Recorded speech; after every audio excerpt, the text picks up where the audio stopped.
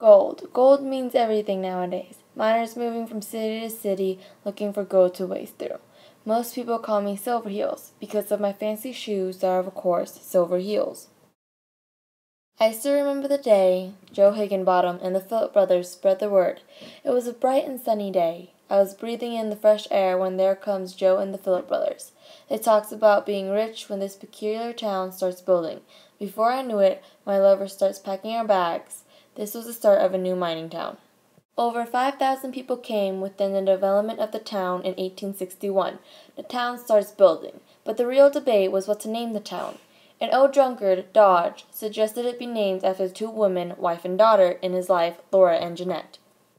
After convincing everybody in town that this name was somewhat appropriate, in 1861 the names Laura and Jeanette were combined to form Lynette. Legend has it that Joe Higginbottom founded this town first. He was hunting in the woods nearby.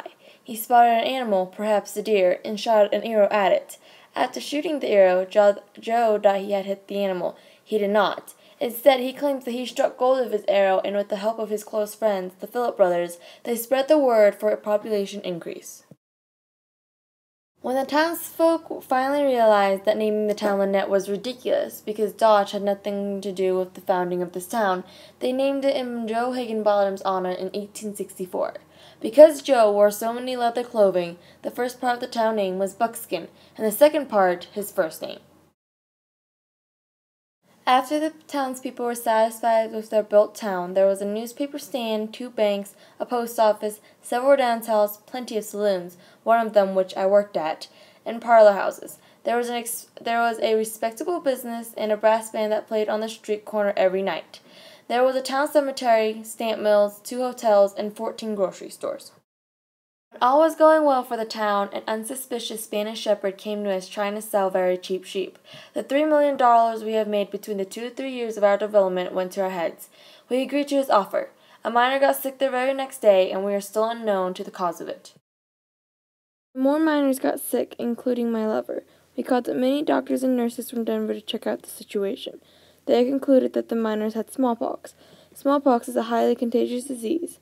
Those sick and diseased people died quick afterwards, spreading even more smallpox. The rest of the healthy miners were forced out of town when the disease became more contagious. Most of the town closed up, including the saloons. Because all the saloons were abandoned, I stayed behind to help the sick. I washed their clothes, made them food, gave them their medicine, and the list goes on. I've gotten used to my everyday life. One day I was running late trying to wash their clothes. I forgot my gloves. I figured it didn't matter. That's when I got sick the very next day. The miners and the town mayor that still lived in Buckskin Joe got together for a meeting. I packed all my personal belongings. I didn't want to leave a trace of my existence at Buckskin Joe. I didn't want anybody to see my pain. Right before I left, I heard rumors of around $4,000 that were going to be given to me. I hurriedly left to avoid any confrontation of that. A couple of years later, I came back. The town was emptied and the buildings were a bit run down. I looked around in the town cemetery to the 1,861 people who died there. I gathered over thousands of flowers each day. I laid a single flower to each of the gravestones of those who died.